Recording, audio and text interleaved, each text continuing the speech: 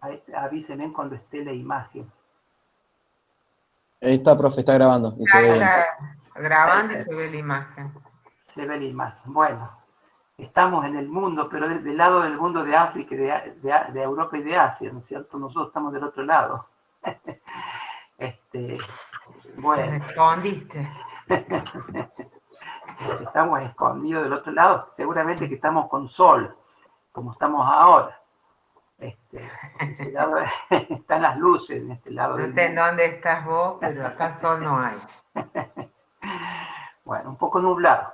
Bueno, chicos, ustedes habían visto con la doctora Galara la primera parte de la clase de las proteínas. Ustedes habían visto que la unidad, ¿no es cierto?, de las proteínas eran los aminoácidos. Vieron propiedades de los aminoácidos, cuáles eran las estructuras de las proteínas, estructura primaria, secundaria, terciaria y cuaternaria. Y nosotros en esta clase vamos a ver las proteínas desde el punto de vista de su clasificación y en particular vamos a ver algunas de las proteínas para ver estructura y función. Las proteínas se pueden clasificar por su forma, se pueden clasificar por su función biológica, por su composición y por su solubilidad. Y vamos a ir viendo ejemplos de diferentes proteínas que las vamos a ir clasificando. Y simplemente algunas proteínas yo les voy a ir comentando es para ir... Rubén, sí. Hay mucho ruido, me parece que es en tu computadora. ¿Ahora? Sí. Sí, no se te ve a vos, pero el ruido no está más. Bien.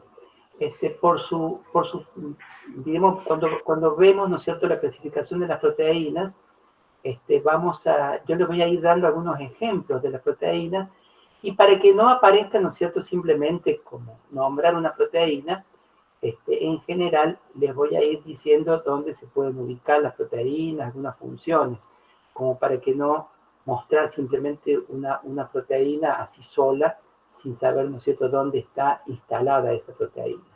Por su forma se clasifican en globulares y fibrosas, y en cuanto a las proteínas fibrosas, estas presentan cadenas polipeptídicas largas y una atípica estructura secundaria. Son insolubles en agua y en soluciones acuosas, tienen una conformación en hélice o lámina plegada, y ejemplos de estas proteínas fibrosas podemos nombrar a la queratina y al colágeno. Aquí les muestro a ustedes una figura de la queratina alfa, que es una espiral enrollada, Cada polipéptido de hélice alfa gira alrededor del otro para formar una espiral de manera levógira. Acá les muestro otra figura, como ustedes pueden ver cómo se enrollan una espiral con el otro en la queratina alfa. ¿Dónde se encuentra esta queratina alfa? En el pelo, en las uñas, en la pluma de las aves y en la escama de los reptiles. Y aquí, ¿no es cierto?, esta es una figura que ustedes me dirán por qué les muestro esta figura. Pueden ver ustedes, ¿no es cierto?, los diferentes formatos de los cabellos de estas personas, y esto se debe, ¿no es cierto?, a este fenómeno, el cabello rizado y el lacio. Es la forma en que se presentan las uniones puente disulfuro. Estas queratinas son muy ricas en cisteínas. Ustedes pueden ver la molécula de la cisteína, este aminoácido, que con otras cisteínas, en otra cadena, forma un puente disulfuro. También se da en el cabello rizado, ¿cierto? Pero el puente disulfuro se puede formar dentro de la misma cadena polipeptídica que hace que tenga este tipo de conformación. Por eso es el pelo rizado y el pelo lacio. Acá pueden ver ustedes, ¿no es cierto?, los puentes disulfuros de las dos cisteínas. Esta es una cisteína y esta es la otra cisteína de la otra cadena polipeptídica. La otra proteína fibrosa es el colágeno. Yo ahora se las nombro, pero la vamos a ver más profundamente hacia el final del teórico. El colágeno como triple hélice, ustedes pueden ver las tres cadenas polipeptídicas, 1, 2 y 3, en amarillo, en celeste y en verde. Son tres hélices polipeptídicas levógiras que giran juntas para formar una estructura superhelicoidal de estrógeno. Aquí les muestro de otra forma cómo es, ¿cierto?, digamos, el espiral de una de las cadenas polipeptídicas y cómo se enrollan con las otras dos formando, ¿no es cierto?, este enrollamiento de estrógeno. Las proteínas globulares se caracterizan por doblar sus cadenas en una forma esférica, apretada o compacta. Presentan en su cadena polipeptídica formas hélice alfa o lámina beta y las disposiciones al azar. Ejemplo de estas proteínas globulares es la mayoría de las enzimas, anticuerpos, algunas hormonas, proteínas de transporte, entre otras. Aquí les muestro a ustedes esta proteína que es la alfa-amilasa. La van a ver, ¿no es cierto? La alfa-amilasa salival. Perdón, Rubén. Sí. ¿Alguien estaba preguntando? ¿Alguien? Sí, yo, profe. No sé si se me escucha. Sí, Ana Laura. Sí, le quería consultar antes que siga avanzando.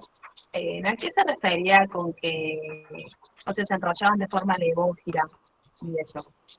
Cuando se enrollan de forma levógira, se enrollan hacia la izquierda, contrario a la aguja del reloj. Y de estrógeno se enrollan como de acuerdo a las agujas del reloj. Ah, claro, sí. Gracias. Bien. Lo habíamos visto eso también cuando vimos los glúcidos, ¿se acuerdan? La amilosa, ¿se acuerdan? Claro, sí, pero no me daba cuenta en este caso cómo pudiera ser. Sí. A lo mejor la duda de Ana Laura es que vos dijiste que cada polipéptido de los que forman la fibra del colágeno es levógiro, pero después cuando se juntan los tres, dan vuelta hacia la derecha. Digamos, la superestructura es de estrógeno. ¿Es eso, Ana Laura? Claro, sí, porque no entendí al final cómo era en este caso. Ya lo vamos a ver en detenimiento más adelante. Bueno, gracias. Bueno, retomando, ¿no es cierto?, las proteínas globulares, otro ejemplo, la alfa-amilasa, que, como vamos a ir viendo nosotros, tiene una capacidad catalítica de hidrolizar las uniones alfa-1,4 de las cadenas de glucosa.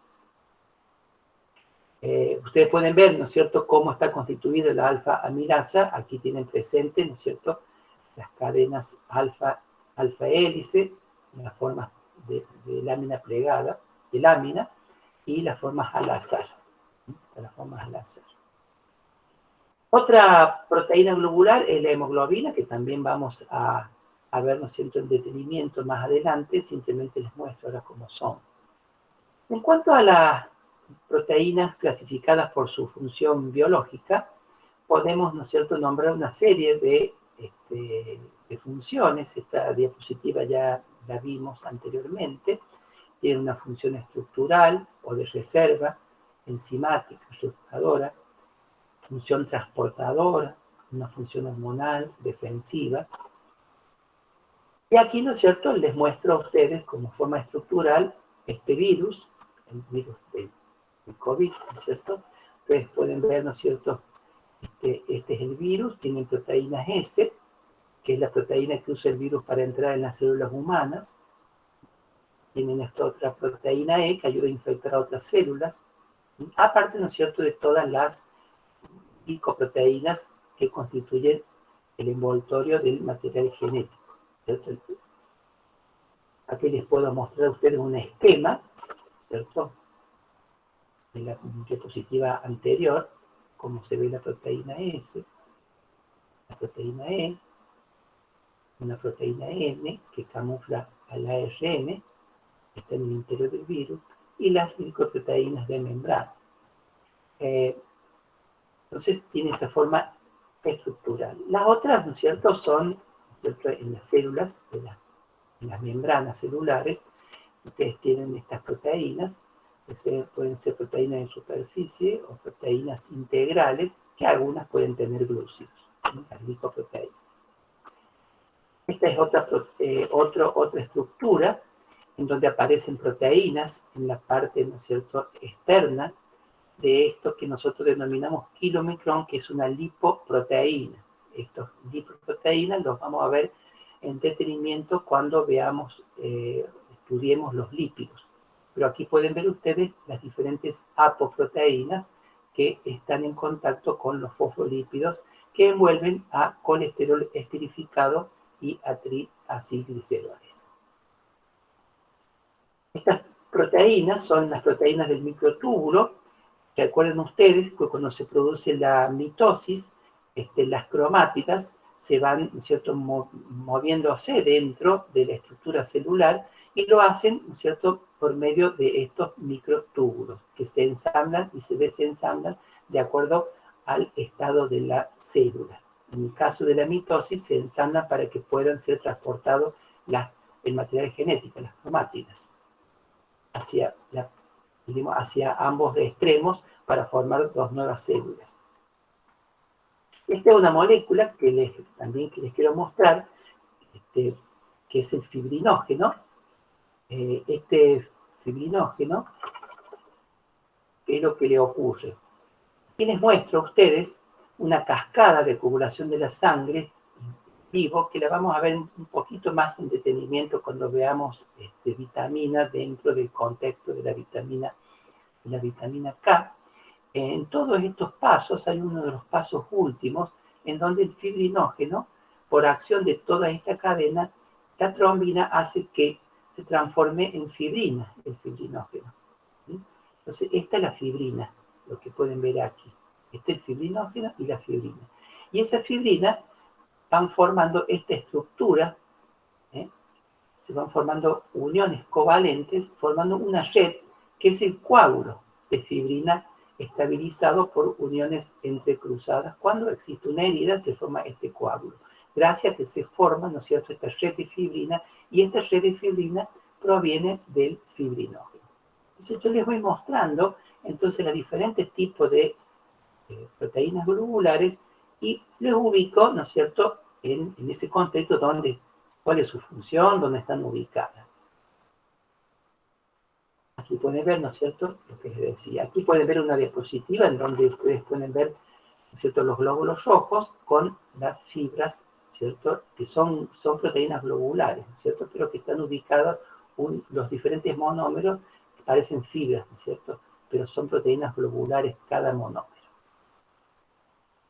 En cuanto a la clasificación por su composición química, podemos dividirlas como proteínas simples u holoproteínas, en que cuando son hidrolizadas estas proteínas solamente se producen aminoácidos. Están constituidas solamente por aminoácidos. Como ejemplo de estas proteínas simples tenemos la insulina, el colágeno.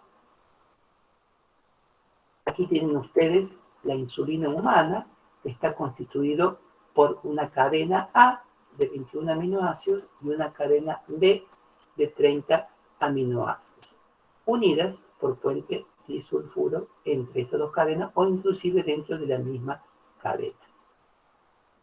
Este está constituido por aminoácidos, solamente como ustedes pueden ver aquí. No sé si se ve esta diapositiva. Estas están presentes las tres tipos, ¿no es cierto?, de insulina. Sí, se ven. Es la bovina, la humana y la suina o la porcina, en donde existen, ¿no es cierto?, son muy similares y existen algunas variaciones en la composición de sus aminoácidos. En la otra proteína, que también es simple, es el colágeno, está constituido solamente, ¿no es cierto?, por aminoácidos. También, por su composición, dijimos, ¿no es cierto?, que se pueden clasificar en simple, pero también en conjugadas o heteroproteínas. ¿Qué se entiende por conjugadas o heteroproteínas? Es cuando estas proteínas son hidrolizadas, se producen aminoácidos y otras sustancias no proteicas son, ¿no es cierto?, todo ese conjunto de sustancias no proteicas se lo considera o se lo llama grupo prostético. Grupo prostético. Ejemplos de estas proteínas conjugadas son las glicoproteínas. Estas glicoproteínas tienen proteínas y lúcidos, lipoproteínas, proteínas y lípidos, nucleoproteínas, cromoproteínas, metaloproteínas. O sea, no solamente son aminoácidos, sino también que hay otras sustancias que no son proteínas. Ejemplo, ¿no es cierto? Aquí tienen ustedes a estos nucleosomas. Esta es la histona, ¿cierto? Esas histonas, que son proteínas, son rodeadas por estas cadenas de ADN. Y ustedes, ¿no es cierto? ¿Dónde se encuentra esto? Se encuentran en el cromosoma. El ADN rodea a los nucleosomas y luego se van produciendo la compactación para formar un conjunto de cromosomas. Esto seguramente ustedes lo deben haber visto en biología. Otra proteína conjugada tiene a la anidrasa carbónica con el cofactor de zinc, ¿ya?, que tiene metales, la proteína. La anidrasa carbónica, ¿no es cierto?, cataliza esta reacción, dióxido de carbono más agua, se forman en definitiva bicarbonato y protón. Otra es la cialoproteína ósea, que está dentro de esas proteínas que tienen, ¿no es cierto?, no solamente proteínas, sino que también tiene glúcidos. Les pueden ver los glúcidos con estos colores, que son estas pelotitas verdes, lilas. Esta cialoproteína ósea, que ustedes, ¿no es cierto?, lo van a tener que estudiar, y esto está bien detallado en uno de los libritos de ambiente bucal, inicia la formación de los cristales de hidroxiapatita y promueve el remodelado óseo.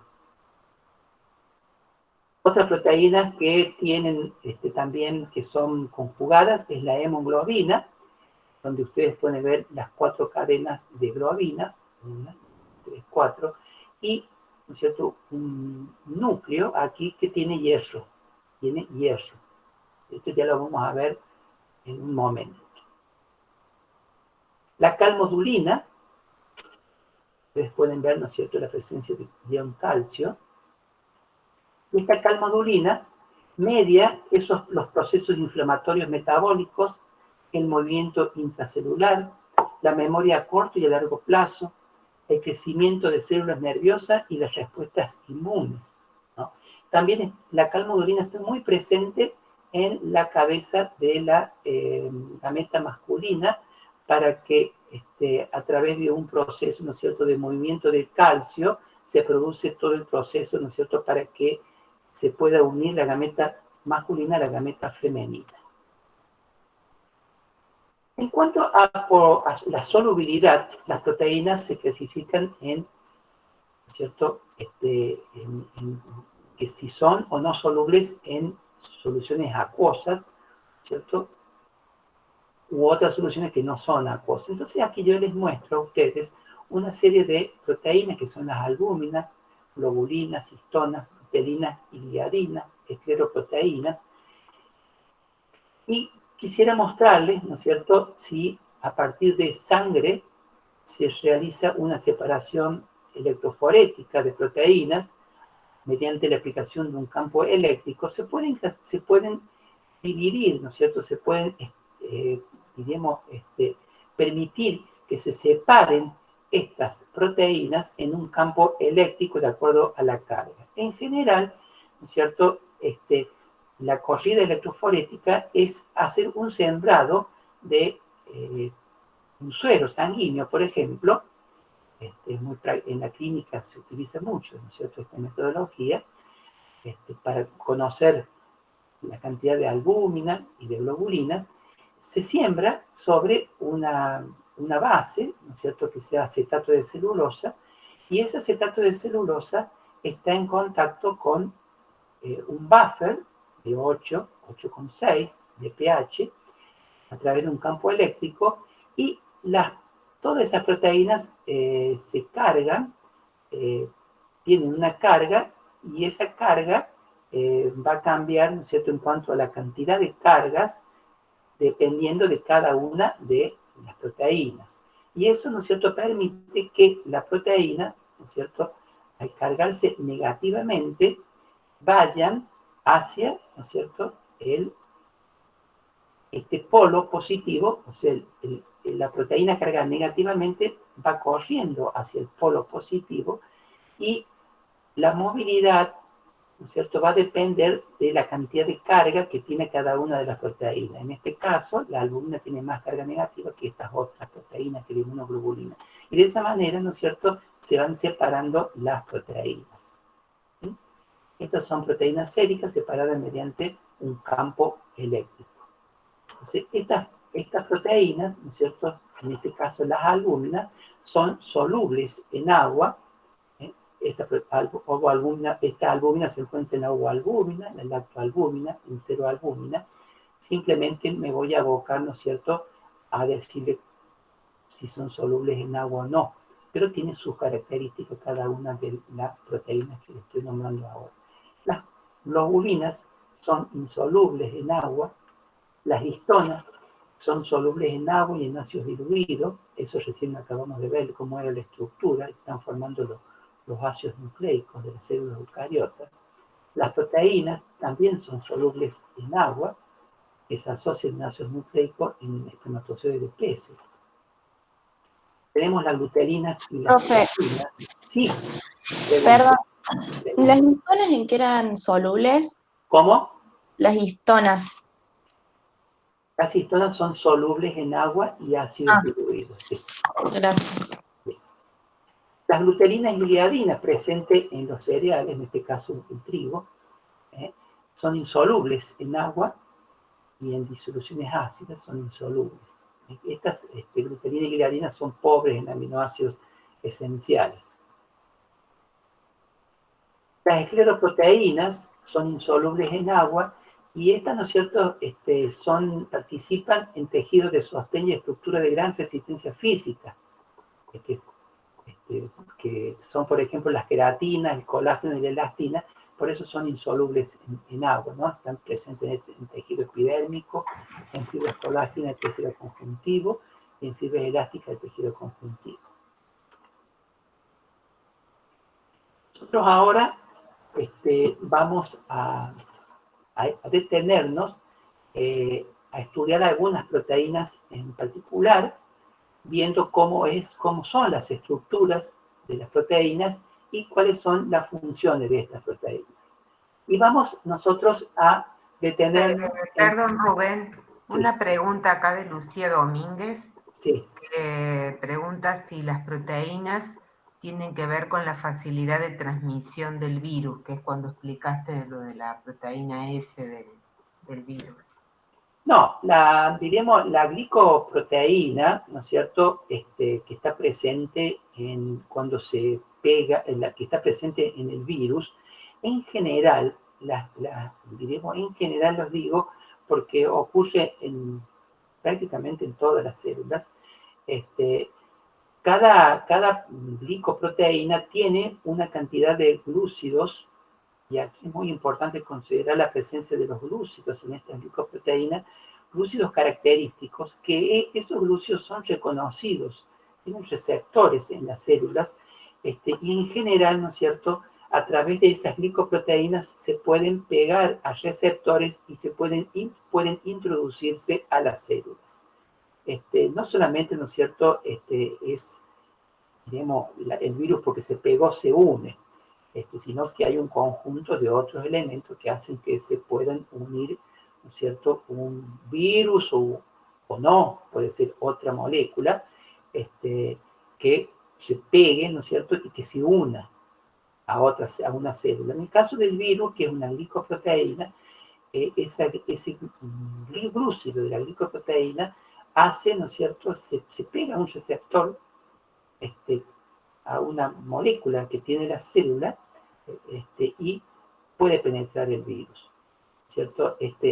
No todos los virus tienen las mismas glicoproteínas que permiten que se pegue, se una a una célula. Son todas diferentes. Cada virus tiene, ¿cierto?, una glicoproteína diferente.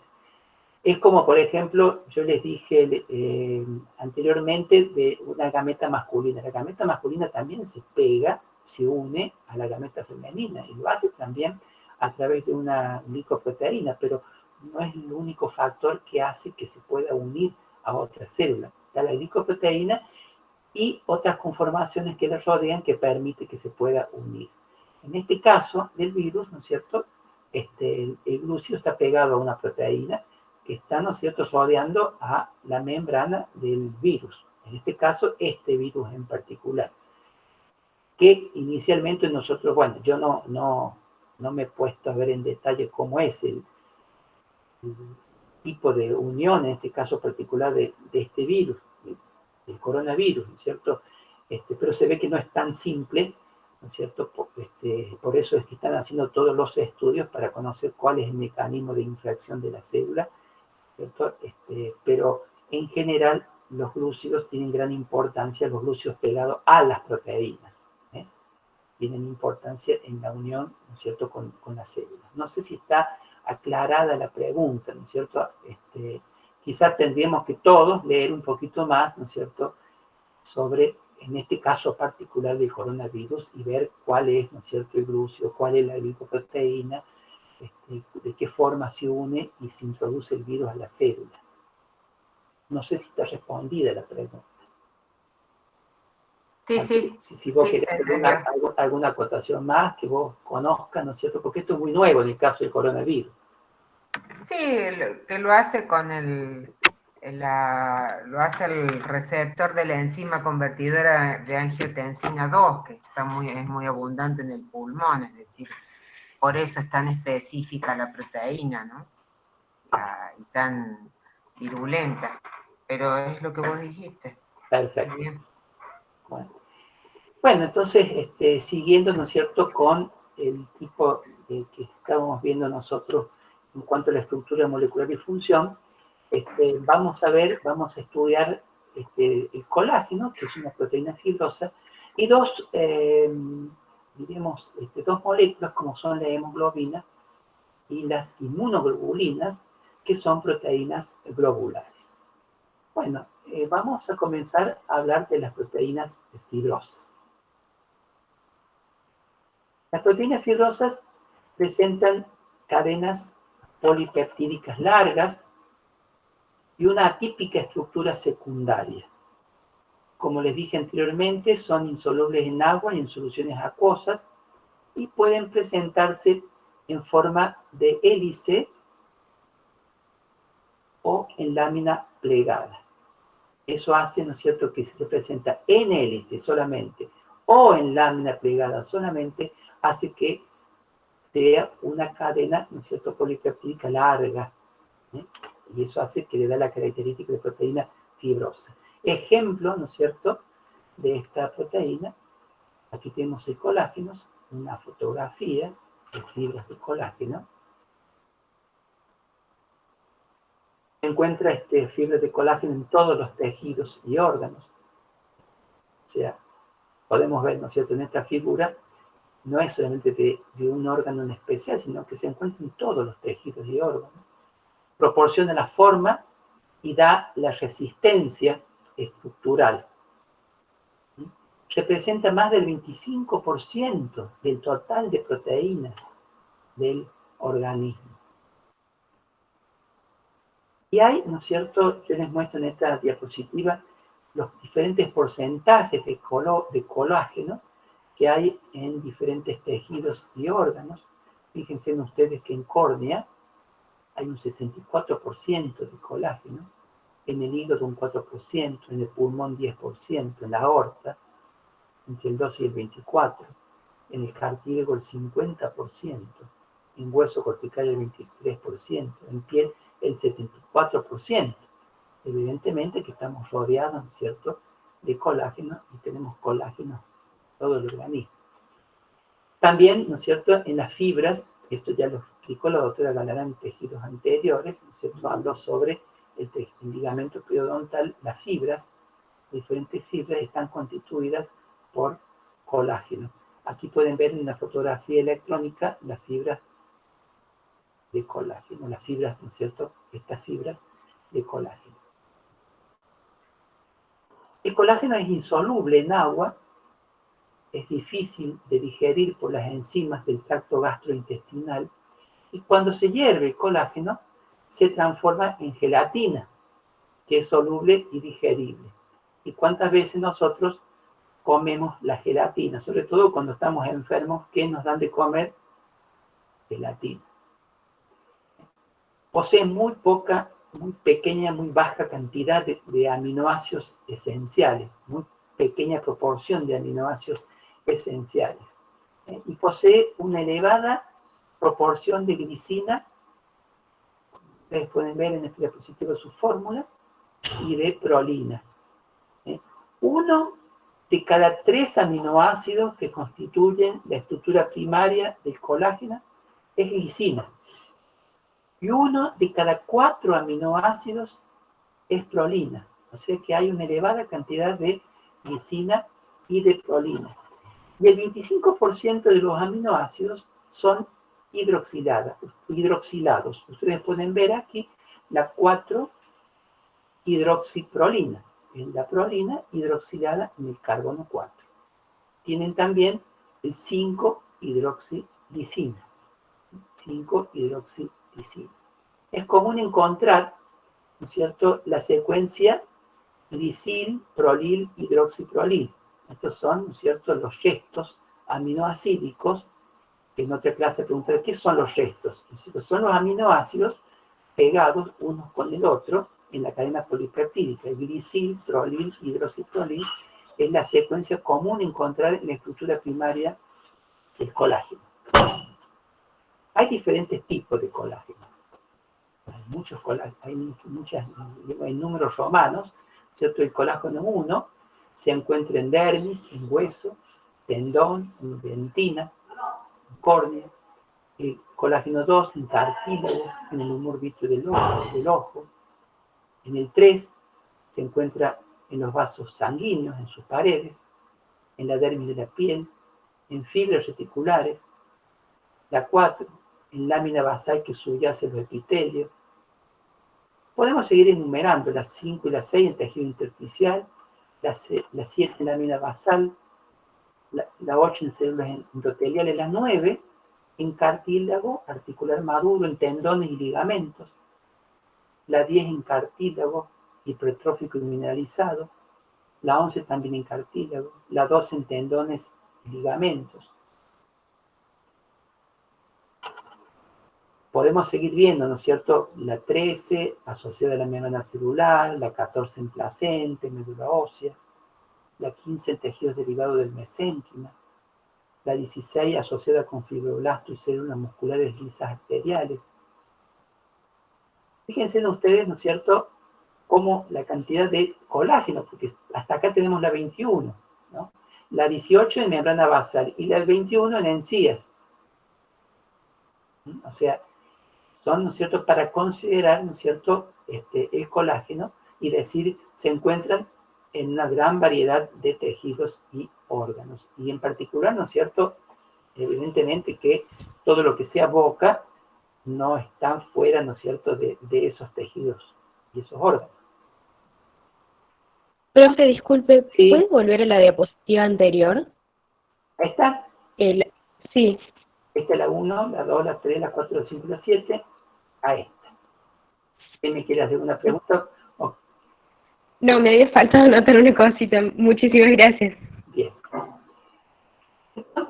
Eso hablamos de la estructura primaria. En cuanto a la estructura secundaria, dado que es muy rica en prolina e hidroxiprolina, hace que la hélice que se forma y que este hélice, como recién decíamos, se enrolla de manera levógea, o sea, se enrolla de manera contraria a las agujas del reloj.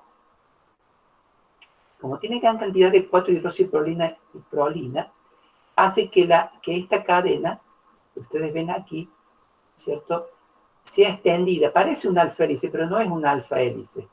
Es una cadena hélice, pero más extendida. Y cuando da una vuelta, en vez de tener como la alfa hélice 3,6 aminoácidos, tiene nada más que 3 residuos de aminoácidicos por vuelta. Cuando da una vueltita y vuelve nuevamente a la misma altura, aquí hay 3 restos aminoácidicos. Es más, es como si fuera un resorte que lo extienden. Esas 3, ¿no es cierto?, aquí tienen una cadena polipeptídica que tiene 0,5 nanómetros de ancho. Cuando, ¿no es cierto?, unen 3 de estas cadenas, 1, 2 y 3, se forma una superhélice. Y esta superhélice, sí, forma una estructura superhelicoidal, como si fuera también un resorte, pero de a 3 hélices, y se enrolla de manera destrófila. O sea, la hélice individual se enrolla de manera levófila, pero las 3 hélices unidas, este enrollamiento se hace de manera destrófila. Perdón, Rubén. Sí. Acá yo tengo para mostrar más o menos, no sé si se puede dejar de compartir o ustedes me ven a mí por la cámara. Sí se ve, profe. Bueno, lo que decía el profesor sería así, una hélice de las de colágeno, ahí se ve, Agustín. Sí se ve. Sí, profe. Sí, profe, se ve. Una hélice se enrolla, cada hélice se enrolla hacia la izquierda, ¿ven? Esa es la estructura secundaria, ¿ven? ¿Ven cómo se forma ahí? Ahora, supongamos que las 3 de la misma estructura primaria están enrolladas así en hélice, pero hacia la izquierda. Cuando se juntan las 3, vamos a suponer, las puse con cordones de distintos colores, para que ustedes puedan ver, pero en realidad las 3 tienen el mismo color porque las 3 tendrían que ser las 3 del mismo color porque las 3 tienen la misma estructura primaria. ¿Ven? Esta es la superhélice. ¿Ven? Eso está enrollado hacia la derecha. Cuando las 3 hebras se unen, se enrollan hacia la derecha. ¿Se entiende? Sí, profe. Sí, profe, se entendió. ¿Se vio Sí, así? profe. Bien. Sí, sí. Bueno, como ustedes pueden ver aquí, ¿no es cierto?, estas 3 cadenas, estas 3 unidades de hélice, enrolladas en esta superhélice, esas cadenas están unidas mediante puente hidrógeno, y así se mantienen unidas. La glicina se mantiene hacia el interior, no existen cisteínas, ¿cierto?, por lo que no forman puentes disulfuro. Aquí ustedes pueden ver, ¿no es cierto?, una cadena, una cadena de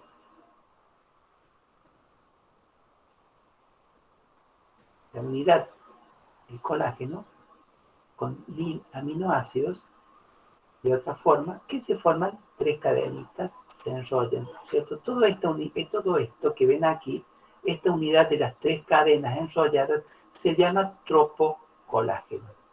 Y ese tropocolágeno tiene aproximadamente 300 nanómetros de longitud y 1,5 nanómetros de diámetro. En la próxima diapositiva, aquí les muestro, ¿no es cierto?, de otra forma, las 3 cadenas polipeptídicas que se forman para formar una superhélice, unidas por puentes hidrógenos entre cadenas, ¿no? En este caso, ¿no es cierto?, puede haber un colágeno tipo 1, el colágeno tipo 1, en este caso el colágeno tipo 5 y el tipo 3, para que ustedes vean, ¿no es cierto? El colágeno tipo 1 es que está constituida de 2 cadenas alfa 1, o sea, son 2 cadenas alfa 1, son iguales, alfa 1 y alfa 1, y una cadena de alfa 2, o sea, es cuando hay 2 cadenitas, ¿no es cierto?, de alfa 1 y una cadena de alfa 2, se llama colágeno tipo 1. En el caso del colágeno tipo 5, una de las cadenitas es alfa 1, la otra alfa 2 y la otra alfa 3. Se diferencian diremos, en cuanto a la cadena primaria.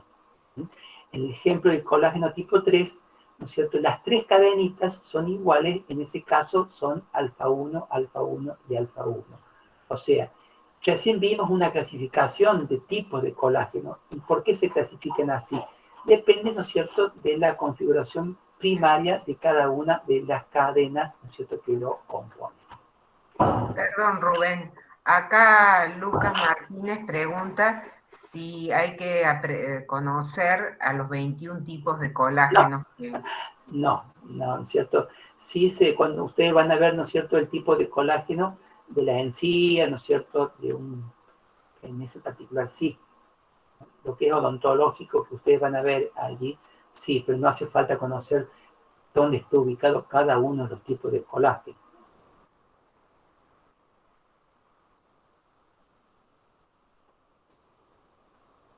Retomando la unidad del tropocolágeno, si este tropocolágeno, que le acabo de decir que tiene aproximadamente 300 nanómetros de longitud y 1,5 nanómetros de ancho, lo van ubicando una unidad de tropocolágeno en hilera, dejando un espacio en el medio sin que se toque la cabeza con la cola del tropocolágeno, y se van ubicando de forma paralela, dejando, ¿no es cierto?, un cuarto desde uno de los extremos, desde este extremo hasta el otro extremo del tropocolágeno adyacente, hay un cuarto, ¿cierto?, de la cadena de la unidad de tropocolágeno, de distancia. Se van ubicando en forma paralela estas unidades de tropocolágeno, como lo ven en esta diapositiva, y se va formando, ¿no es cierto?, la fibrilla de colágeno. Ustedes pueden ver, ¿no es cierto?, en este ejemplo, acá tienen en un extremo el carbono terminal y en el otro extremo el nitrógeno terminal. Y entre estos espacios que se presentan, que se observan, esos sitios son los sitios de inicio de núcleos de cristalización, donde comienzan a formarse los cristales y luego, ¿no es cierto?, se cubrirán a la fibra. A partir de aquí se forman, ¿no es cierto?, son los núcleos de cristalización.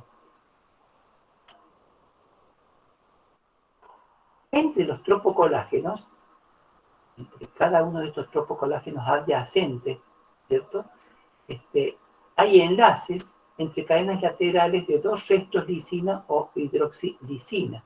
¿Y eso qué hace? Otorga una mayor resistencia física, ¿no?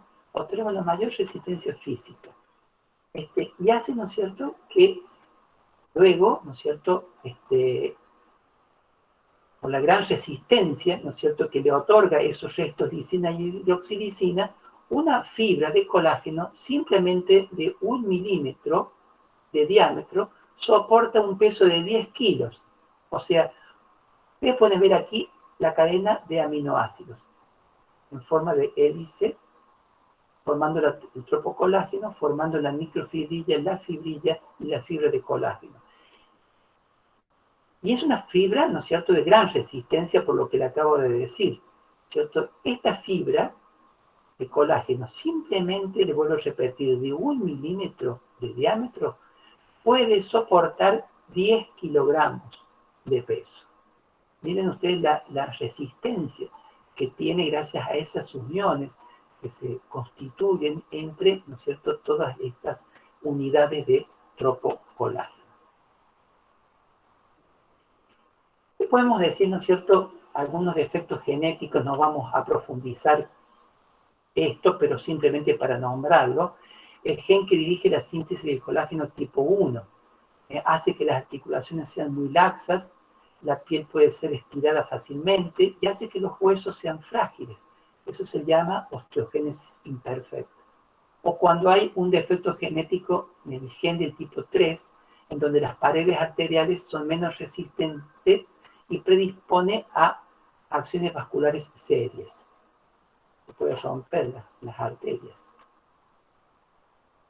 Bueno, ¿qué podemos, luego, ¿no es cierto?, hemos hablado de una proteína fibrosa en particular, como es el colágeno, y vamos a hablar, ¿no es cierto?, ahora de las otras proteínas globulares.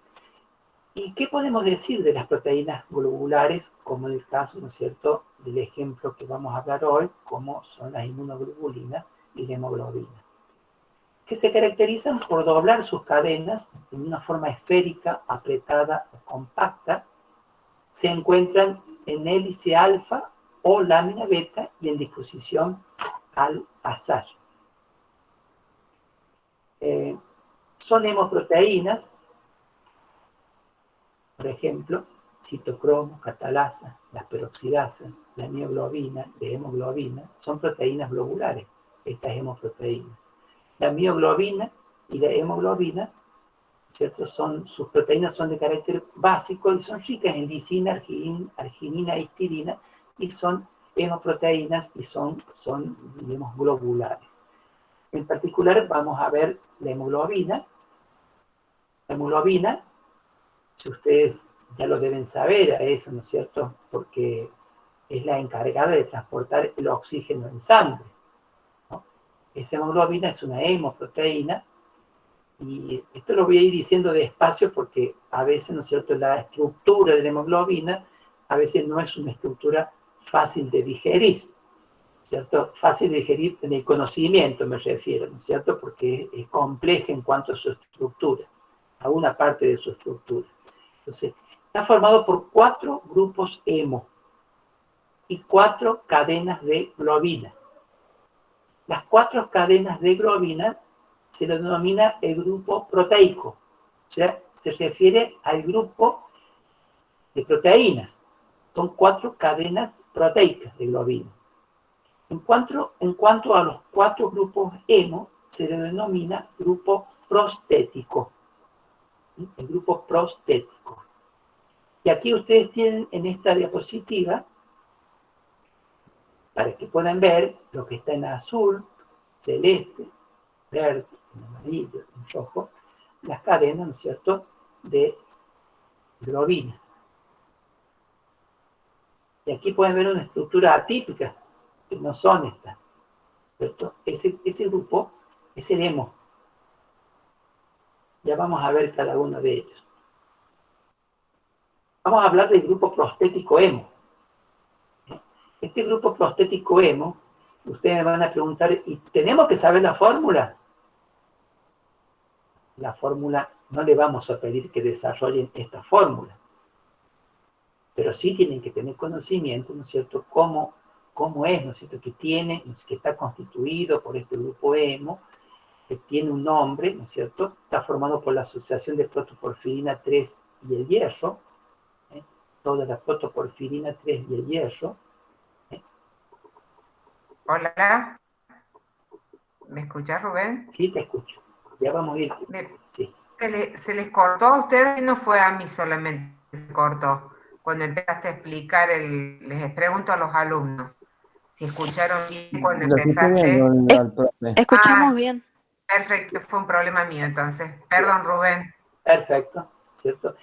Ustedes pueden ver, ¿no es cierto?, aquí que el derivado de esa molécula tan compleja como es esta, ¿cierto?, que es la protoporfirina 3, ¿cierto?, donde hay este tipo de unión metino entre todos estos ciclos de este metino. Tenemos la 1, la 2, la 3, la 4. ¿De dónde deriva esta molécula tan compleja? De este núcleo que se llama porfina. Este núcleo se llama porfina.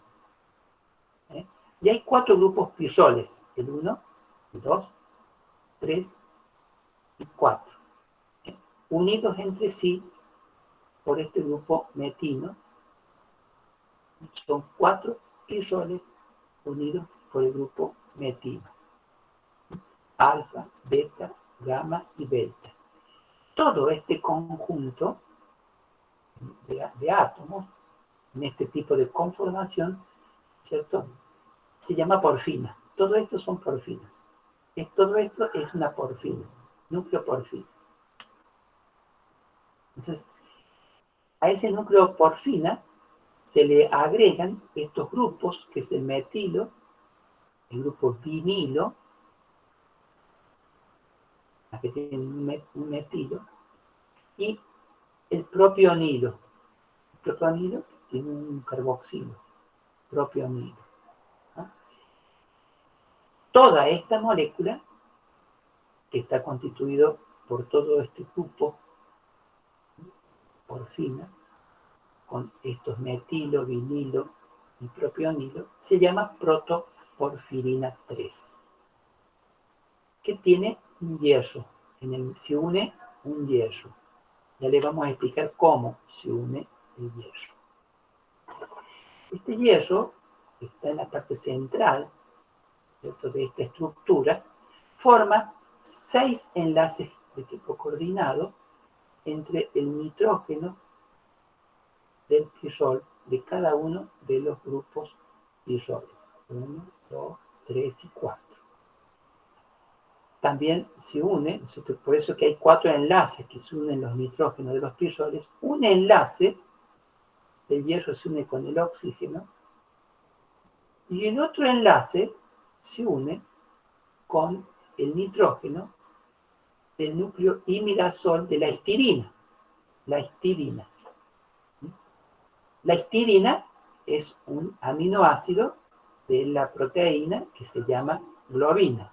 O sea, que toda esta protoporfirina está unida a la globina, ¿cierto? Y ese hierro es el que hace que se una al nitrógeno, ¿cierto?, de forma coordinada de la histidina, que es un aminoácido de la globina. Para verlo de otra forma, entonces todo la protoporfirina tiene en el hierro, unida a los nitrógenos de los grupos pirroles. Ese hierro se une con el oxígeno y se une también con el nitrógeno de la histidina, de esta cadena aminoacídica de la globina. ¿Está claro?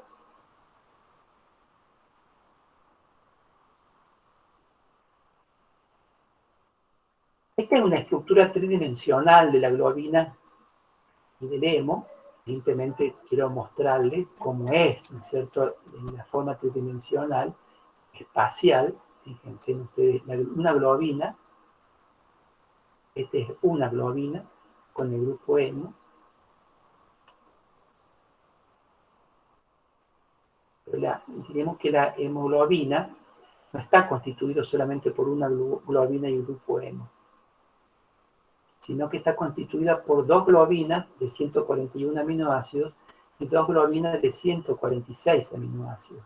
Ustedes tienen 4 globinas, están con diferentes colores, con 4 globinas, y cada una de las globinas tiene un grupo hemo. En cuanto al grupo proteico de globina, esas globinas, las proteínas, se denominan alfa, zeta, beta, delta, épsilon y gamma. Hay una hemoglobina que era embrionaria, que aparece entre el primer y el tercer mes de vida embrionaria. Existen este tipo de hemoglobinas, el Bower 1, la 2 y la Portland, que lo que se modifica son los tipos de cadenas, ¿cierto?, de globina. 2Z, 2 épsilon, 2 alfa, 2 épsilon, 2 zeta, 2 gamma. O sea, es para que ustedes sepan, ¿no es cierto?, que la hemoglobina no es, ¿no es cierto?, en toda la vida se tiene el mismo tipo de hemoglobina, sino que hay una hemoglobina embrionaria, que aparece entre el primer y tercer mes de vida embrionaria, y luego, ¿no es cierto?, existe la hemoglobina fetal, que predomina en el feto durante los últimos 6 meses de vida intrauterina, que está integrada por 2 cadenas, 2 globinas alfa y 2 globinas gamma. En el momento del parto, el 80% de la hemoglobina es fetal, y el resto es una hemoglobina de adulta tipo 1. O sea, vean ustedes, ¿no es cierto?, que ya comenzó, ¿no es cierto?, a formarse la hemoglobina adulta. Esa hemoglobina fetal va a desaparecer a los 6 meses de vida extrauterina. O sea, una vez que nació el bebé, ya, ¿no es cierto?, los 6 meses ya tiene la hemoglobina del adulto. Desde los 6 meses de vida en adelante se distribuyen de esta manera las hemoglobinas. La A1, el 95%, y la A2, el 3%. Se diferencian en el tipo de cadenas de globina entre la A1 y la A2. La hemoglobina 1 tiene 2 globinas alfa y 2 globinas beta, mientras que la A2 tiene 2 globinas de tipo alfa y 2 globinas de tipo delta. Eso es por el tipo de aminoácido que tiene.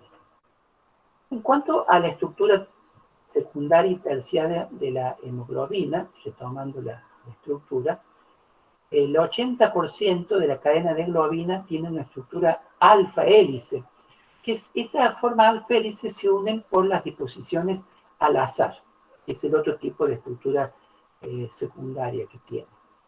Los residuos de aminoácidos hidrofílicos se van a ubicar hacia el exterior, justamente en contacto con el medio acuoso. Y los residuos de aminoácidos hidrófobos se ubican hacia el interior en contacto con el grupo hemo. Ese ambiente no polar alrededor del hemo hace que el hierro se mantenga al estado ferroso. Y al estado ferroso puede transportar oxígeno. Si fuera hierro más 3, no puede transportar oxígeno. Las 4 cadenas, 1, 2, 3, 4, forman un conjunto esférico con los grupos hemo. Ahí tienen ustedes los grupos hemo ubicados hacia el exterior de la molécula. Como una esfera. Repito, las 4 globinas y los 4 grupos hemo. ¿Cuál es la función de la hemoglobina? La hemoglobina se une reversiblemente al oxígeno para formar la oxihemoglobina. Ustedes pueden ver hemoglobina más 4 moléculas de oxígeno. Recuerden ustedes que la molécula, la estructura de la hemoglobina tiene 4 grupos hemo. Por lo tanto, cada uno de los grupos hemo va a unir un oxígeno. Por eso es 4 oxígenos, ¿no? Y se forma la oxihemoglobina. Hay una forma de hemoglobina que se llama tensa y una forma relajada que ya les voy a explicar en la próxima diapositiva cómo es ese formato de forma tensa y relajada. Cuando aumenta la presión del oxígeno, esta reacción se desplaza hacia la derecha, formando la oxihemoglobina. Entonces, ¿dónde se va a formar la oxihemoglobina? En el pulmón. En el pulmón. Y así es como la oxihemoglobina, luego, a través de la circulación, van a ir a diferentes tejidos y se va a liberar ese oxígeno que transporta la hemoglobina en los lugares donde hay baja presión de oxígeno. Fíjense ustedes, cuando les decía recién sobre la forma tensa y la forma relajada de la hemoglobina, es esta forma. Esto que ven aquí con un perfil es el grupo hemo de perfil. Lo ven de costado. Acá están los grupos pirroles, pero están como en un plano. Y está el hierro. Ese hierro, ¿se acuerdan ustedes que forman un enlace coordinado con el nitrógeno del núcleo imidazol del histidina, que es uno de los aminoácidos de la globina? Está en esta posición. Esta posición de la globina es formación tensa, que cuando se pone en contacto con el oxígeno, se mueve esta posición, se mueve, hace que el hierro se desplace hacia la parte media del grupo hemo, ¿cierto? Y se pegue al oxígeno. Este fenómeno hace que sea transmitido, como se mueve la globina por este efecto, hace que se ponga, ¿no es cierto?, comunique una globina y su grupo hemo, comunique a la otra globina y el grupo hemo de la hemoglobina y así sucesivamente, en donde se va a producir este efecto cooperativo. Se produce una interacción hemo-hemo y hace que todos, ¿no es cierto?, los grupos hemos peguen oxígeno por efecto cooperativo. Cuando desprende el oxígeno ocurre exactamente lo mismo. Existe efecto cooperativo para que se produzca el despegue del oxígeno al hierro.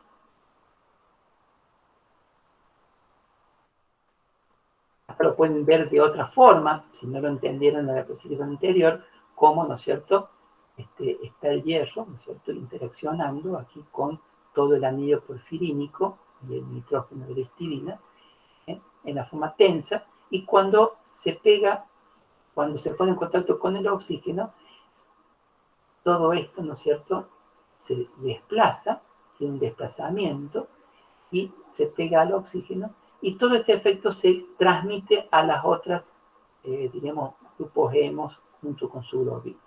Esta forma es tensa y esta forma es relajada. ¿Qué es lo que ocurre, ¿no es cierto?, cuando vemos la curva de saturación de la hemoglobina con el oxígeno? Ustedes tienen aquí, ¿no es cierto?, la hemoglobina. La hemoglobina tiene prácticamente nada de oxígeno. Cuando el pH es bajo y la presión de dióxido de carbono es alta, ¿no es cierto?, estamos en esta situación. Cuando comienza a aumentar la tensión de oxígeno, comienza a pegarse oxígeno a la hemoglobina. Cuando llega, ¿no es cierto?, al 50% de la presión de oxígeno, crece rápidamente la saturación de oxígeno en la hemoglobina para saturarse. Aquí estamos ya en los pulmones, cuando la presión de oxígeno es alta, prácticamente está saturada la hemoglobina. ¿Entendieron este fenómeno? Escucho alguna opinión. ¿Entendieron? Sí, se entendió, profe. Se entendió. Perfecto. Profe, ¿podría volver un segundo a la diapositiva anterior? ¿Puede ser? Sí.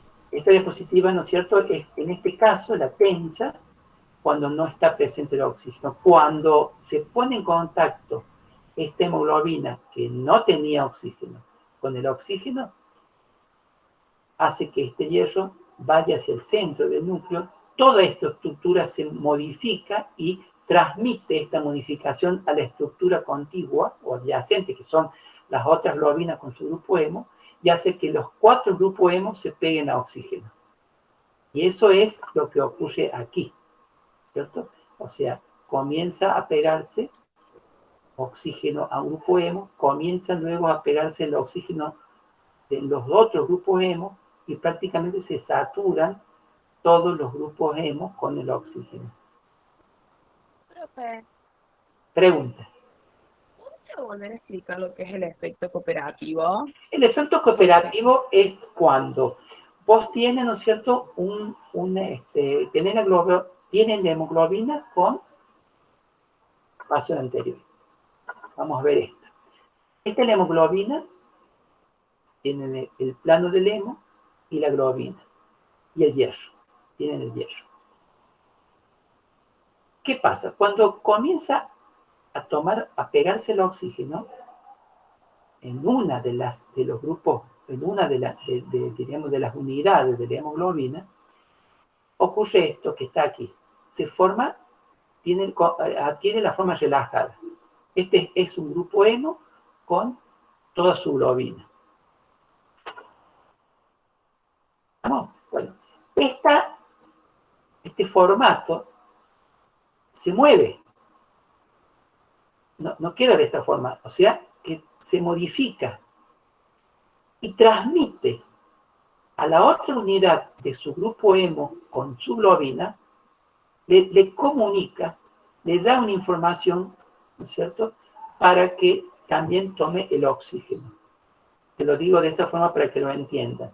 Entonces, esto se llama efecto cooperativo, es la interacción de un grupo hemo con el otro grupo hemo, ¿cierto? O sea, como que le transmite, cuando comienza a unirse el hierro con un oxígeno, se transmite la señal al otro grupo hemo para que también se pegue al oxígeno, y al otro también, y al otro también. Ese efecto se llama efecto cooperativo. Trabajan en forma conjunta. Llamémosle, hoy en día se habla mucho del trabajo colectivo, ¿cierto? O sea, trabajan en forma colectiva, en forma cooperativa. Cuando se despega el oxígeno, comienza a desprenderse el oxígeno de uno de los hierros y le transmite al otro globina con su hemo la información para que también lo despegue y así sucesivamente. Todo eso va a depender de la presión de oxígeno que tenga el medio. Y eso hace, ¿no es cierto?, que si se pega un oxígeno facilita a que el otro oxígeno se pegue al otro grupo, al otro hierro, y que se pegue al otro hierro y al otro hierro de la hemoglobina. No sé si se entendió lo que les dije. Sí, eso entendí mejor, profe. Bien, perfecto, ¿no? Bien, cuando la hemoglobina, ¿no es cierto?, luego se dirige a los tejidos, ¿cierto? Se va a dirigir a los tejidos, ¿y qué va a pasar con la hemoglobina? ¿Se va a quedar con el oxígeno? No. Cuando va a llegar a los lugares que tienen presión de dióxido alta, va a desprender el oxígeno. Le va a dar oxígeno a los tejidos que tienen una presión alta de dióxido de carbono. Esto es muy importante, que esta molécula, el 2,3-bifosfoglicerato, que se encuentra en elevadas concentraciones en los glóbulos rojos. Esta molécula, que se encuentra en elevadas concentraciones, se ubica dentro de la hemoglobina, se introduce a la hemoglobina e induce cambios de la hemoglobina a la conformación T. ¿Se acuerdan cuál es la conformación T? Me vuelvo a retar atrás. La conformación T es la que no tiene oxígeno pegado. Entonces, ¿qué es lo que hace esta 2,3-bifosfoglicerato? Facilita al introducirse, ¿cierto?, el 2,3-bifosfoglicerato al interior de la hemoglobina, induce a que la hemoglobina adquiera la conformación T, y eso hace que se facilite la liberación del oxígeno en los tejidos, porque existe una disminución de afinidad por el oxígeno. Lo que hace esta 2,3-bifosfoglicerato es disminuir la afinidad por el oxígeno y se desprende el oxígeno. ¿Dónde se va a desprender? En los tejidos que necesitaban el oxígeno. Esta 2,3-bifosfoglicerato, que se va a ubicar dentro de la hemoglobina, se va a ubicar en un nicho que no es el nicho donde está el hemo, donde está el hierro, es un nicho que hay dentro de la hemoglobina. Fíjense en ustedes, acá les muestro a ustedes el 2,3-bifosfoglicerato, tiene un glicerato y en el carbono 3 un fosfato, en el 2 un fosfato y en el 3 el otro fosfato. Para adquirir, ¿cierto?, los grupos fosfatos tienen carga negativa. Está en rojo aquí. Y van a interaccionar con las cargas positivas de los grupos de lisina o de histidina. Entonces, de manera, ¿no es cierto?, electrostática van a interaccionar, y eso va a favorecer a que se produzca la conformación T y se facilite la liberación de oxígeno desde la hemoglobina, ¿cierto? Cuando esta hemoglobina que no tiene oxígeno ya, ¿no es cierto?, nuevamente regrese hacia los pulmones, esa 2,3-bifosfoglicerato sale de la hemoglobina y se va a favorecer la otra conformación, la relajada, para que tome nuevamente el oxígeno. Toma el oxígeno en el pulmón, regresa a los capilares con baja tensión de oxígeno, se introduce este 2,3-bifosfoglicerato, hace un cambio de conformación en la molécula, se desprende el oxígeno de la hemoglobina, y así sucesivamente. Esa es la fisiología, diríamos, del trabajo, del camino de la hemoglobina.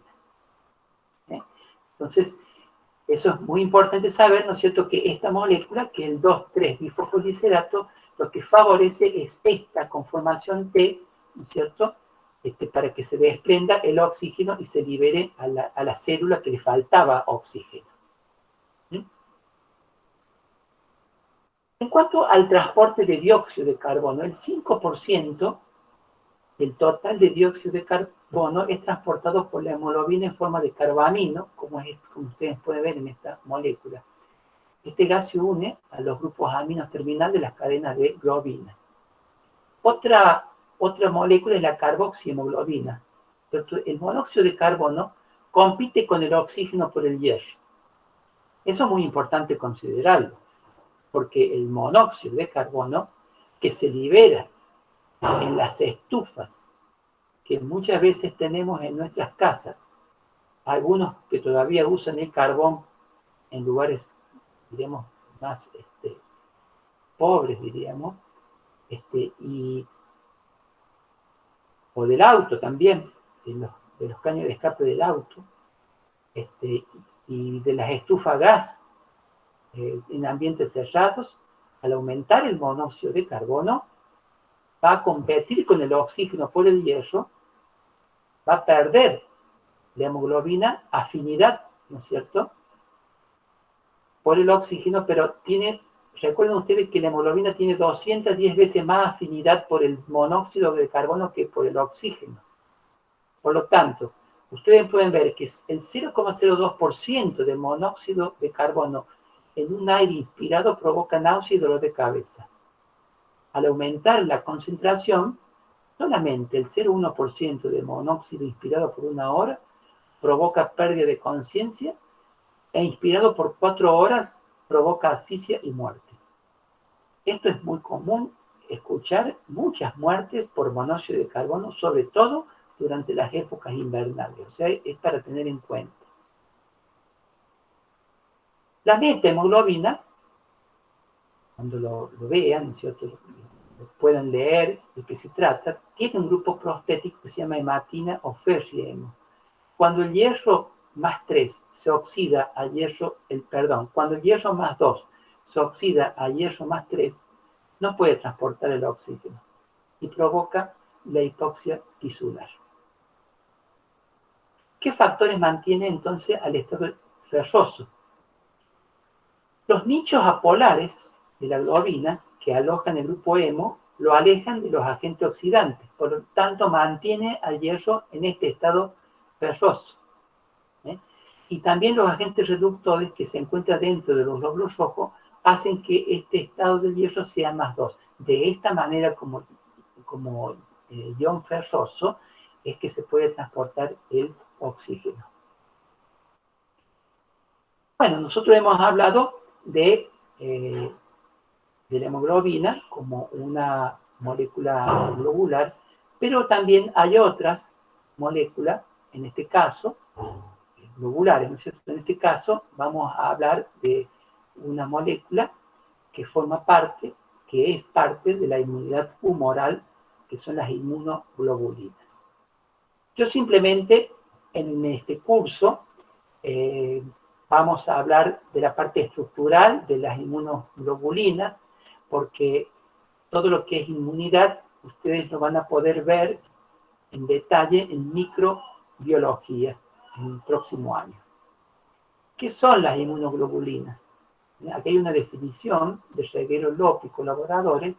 Dice, son las moléculas específicas para un antígeno producidas por los linfocitos B. Y el principal papel de estas células, o sea, los linfocitos B, en la respuesta inmune es, por lo tanto, la síntesis de dichas moléculas. Tienen el linfocito B, tienen el glóbulo rojo, un linfocito. Esta es una fotografía de barrido, con microscopio de barrido. ¿Cuáles son las funciones de la inmunoglobulina? Es fijar antígenos extraños encontrados por el hospedador. O sea, nosotros estamos siempre en contacto con antígenos extraños, ¿cierto? Y frente a un virus, por ejemplo, es un antígeno extraño, nos enfermamos, pero eso genera inmunoglobulinas. primero la inmunoglobulina M y luego la G, ¿cierto? O sea que va detectando estos antígenos extraños, los va fijando y bueno, va haciendo su acción, ¿no? Media funciones efectores para neutralizar o eliminar esos invasores externos. Y son secretadas por las células plasmáticas. ¿Cómo es la estructura molecular? Pueden encontrarse en formas solubles, como anticuerpos, o ancladas a membranas de los linfocitos B. Aquí tienen ustedes ancladas a membranas o solubles. Esta molécula, ¿qué pueden ver aquí ustedes? Las inmunoglobulinas ancladas a la membrana. ¿Cómo es la estructura, por ejemplo, de una inmunoglobulina G? Esta es una unidad estructural de una inmunoglobulina G. Sí, pregunta. Perdón, ¿puede volver a donde decía la estructura? ¿A dónde se encontraban? ¿En forma soluble o anclada a membrana? Ah, bueno, gracias. Esta es la estructura de la inmunoglobulina G. Ustedes está constituido por una cadena larga, llamada cadena pesada, otra cadena pesada, y tienen dos cadenas que se llaman livianas. Estas cadenas, tanto las pesadas como las livianas, tienen una parte constante, o un segmento constante, y un segmento que es variable. Este segmento variable, ¿cierto? Tiene, ¿no es cierto?, una zona hipervariable, y es variable ¿por qué? ¿Se les puede ocurrir por qué es variable esta zona? Porque es la zona de unión al antígeno. Y el antígeno no va a ser siempre el mismo, van a ser diferentes. Por lo tanto, estas zonas van a variar para reconocer, para pegarse a ese antígeno con que se van a poner en contacto con esta zona. Estas cadenas están unidas por puentes disulfuros. Acá los pongo muy simples, se muestra muy simple la estructura. También tienen, ¿no es cierto?, la cadena pesada glúcidos. Toda esta parte es la parte constante y toda esta otra parte que está en azul es el segmento variable. Esto que les muestro acá es una cristalografía con difracción de rayos X. Tiene una zona de bisagra, que es la parte del medio, hace que se pueda moverse, ¿no es cierto?, estos brazos. Aquí les muestro también simple la unidad básica de inmunoglobulinas. Cadena pesada, dos cadenas pesadas y dos cadenas livianas. Las zonas constantes, todo lo que está en azul, y la zona variable. Tiene la inmunoglobulina un fragmento Fab, que es esto, esta parte del brazo, y un fragmento que se llama fragmento FC. Ustedes pueden ver aquí, esto sería, ¿no es cierto?, un componente extraño que tiene un componente antigénico. Ese componente antigénico se va a poner en contacto con esta zona variable del fragmento Fab.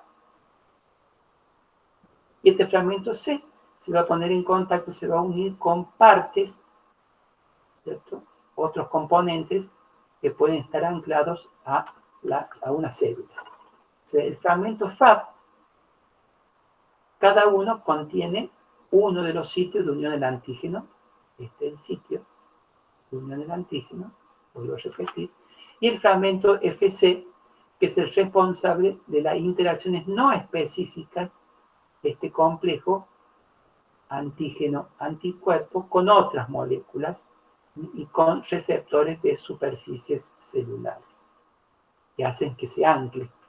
Ustedes pueden ver aquí, por ejemplo, un fagocito, como esta inmunoglobulina está pegado a un virus, por ejemplo, un antígeno, se pegó a la zona variable, y esta inmunoglobulina está anclada a moléculas del fagocito. Este fagocito luego de esta forma puede fagocitar el virus, ¿sí?, o el complejo extraño. Hay diferentes tipos de inmunoglobulinas. Las inmunoglobulinas dijimos que tienen cadenas livianas y cadenas pesadas. Las cadenas livianas pueden ser cadenas capas o lambda, para todas las inmunoglobulinas, y las cadenas pesadas pueden ser gamma, alfa, mu, delta y épsilon. Por lo tanto, si la cadena pesada es gamma, la inmunoglobulina va a ser inmunoglobulina G. De allí viene gamma. Si es cadena pesada alfa, inmunoglobulina A de alfa. Mu, inmunoglobulina M. Delta, inmunoglobulina T. Y épsilon, inmunoglobulina E. En el plasma, el 75,6% aproximadamente corresponde a inmunoglobulina G. Esa inmunoglobulina G es un monómero, es muy importante en suero. La A puede ser monómero, dímero, trímero. La M es un pentámero, la D un monómero y la E un monómero. La E se secreta en casos de alergia, aumentada. La D está implicada en la activación de células B. La M relacionada con a microorganismos con fase de desarrollo en sangre. Cuando ustedes, ¿no es cierto?, tienen un agente extraño ingresa al organismo, primero, ¿no es cierto?, comienza a secretarse la M y luego la G. La inmunoglobulina A predomina en las secreciones locales. Simplemente esta diapositiva es para que vean, ¿no es cierto? No vamos a hablar sobre esta diapositiva, pero para que vean que hay diferentes tipos de inmunoglobulina A, la A1, la A2, la G1, 2, 3, 4, o sea, es mucho más amplio, ¿no es cierto?, el tema de la inmunidad, ¿no es cierto?, no es nuestro tema en este momento. Si hubiera una asignatura que hablara sobre inmunidad, bueno, ya hablaríamos más profundamente de la temática. Esta es la estructura diménica de la inmunoglobulina A secretora humana. ¿Y dónde se encuentra esta inmunoglobulina A secretora? En saliva. Se secreta, ¿no es cierto?, a saliva. Está constituido por dos unidades de inmunoglobulina. Esta es una unidad y otra unidad. Hay una cadena J y un componente secretor. Y así se secreta hacia saliva a partir del ácido. En cuanto a la inmunoglobulina A, ¿cierto?, constituye del 10 al 15% del total de la inmunoglobulina. Es un dímero, como dijimos, ¿cierto?, que tiene la cadena J y el componente secretor, y está presente en secreciones como el calostro, la saliva, las lágrimas, las secreciones del sistema respiratorio, intestinal y genitourinario. Esta estructura es una estructura pentamérica de la inmunoglobulina M humana. Fíjense en ustedes, hay 1, 2, 3, 4, 5 unidades de inmunoglobulina, también unidas por una cadena J. Representa del 5 al 10% del total de la inmunoglobulina. Es la principal inmunoglobulina producida en la respuesta inmune primaria. Se encuentra en forma monómerica, pero en la superficie de los linfocitos B. Y en el suero como un pentámero, como le acabo de decir, unida por la cadena J. Esa inmunoglobulina M es la primera inmunoglobulina sintetizada por el feto. Resumiendo, tomando un poquito de aire del Fitzroy, dijimos entonces que las proteínas se pueden clasificar por su forma, por su función biológica, solubilidad y composición, que por su forma pueden ser fibrosis globulares, por su función biológica tienen una función estructural de reserva, enzimática, reguladora, de transporte, como reserva u hormonal, por su solubilidad insoluble en agua o insoluble en agua, por su composición en simple o conjugadas. Todas estas funciones, ¿no es cierto?, por forma, función biológica, solubilidad y composición, Lo vamos a ir viendo en el transcurso de la asignatura, vamos a ir, ¿no es cierto?, siempre nombrando, ¿no es cierto?, todas estas funciones. Hemos visto al colágeno como proteína fibrosa y a la hemoglobina y a la inmunoglobulina como proteína globular. Bueno, hasta acá llego yo, así que les agradezco la atención. Espero que no haya sido muy pesado, ¿no es cierto?, porque tiene mucho conocimiento, muchas cosas, ¿no es cierto?, que algunas son para verlas, ¿no es cierto?, y otras, ¿no es cierto?, son para profundizarlas un poco. En ese sentido, con respecto a lo que vos decís de la profundización, digamos, hay una cuestión importante que tienen que tener en cuenta, que tanto colágeno como hemoglobina y como inmunoglobulinas se ve acá en teóricos y no se va a ver en trabajos prácticos, pero sí es evaluado, se va a evaluar en los parciales y en los finales.